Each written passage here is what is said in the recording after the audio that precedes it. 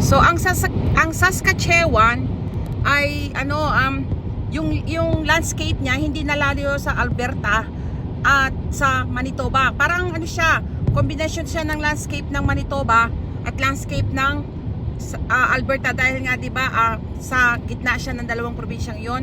So meron siyang lupain na minsan parang ganito, parang bare siya, parang lang siya, pang-alaga lang ng mga hayop kagaya ng baka at kabayo, yung walang gaanong naitatanim kasi nga walang gaanong tubig.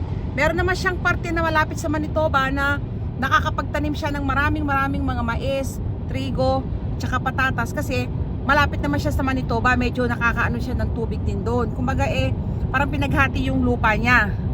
So yung future ng lupa niya, combination ng lupain ng Manitoba na pang-agriculture at lupain ng Alberta na nakakadigdig sila ng kaunting oil sa malapit nila